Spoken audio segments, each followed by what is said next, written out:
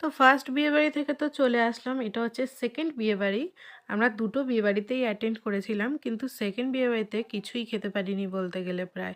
তো সেকেন্ড বিয়েবাড়িতে ফার্স্টের মেনুতেই ছিল ভাত, ডাল আর এরকম আলুর চিপস।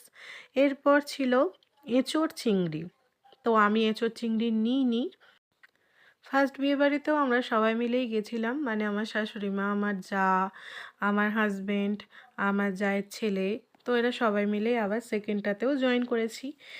কিন্তু বিশ্বাস করো কেউই ভালো করে কিছুই খেতে পারিনি। তারপর চলে এসেছিল চিকেন। এখানকার খাবারের গন্ধেই একদম পেট ভরে যাচ্ছে। আর খাওয়ার কোনো প্রয়োজন নেই। বলে না পেট ভর্তি থাকলে খেতে আর সত্যিই ইচ্ছা করে না গো। কী করে যে একেকজন একদিনে ৫ টা বিয়েবাড়ি জয়েন করে আমি তো বুঝে উঠতে পারি না। তারপর শেষ পাতে ছিল চাটনি, পাঁপড়। এখানেও লটচমচম করেছিল মিষ্টির মধ্যে। আর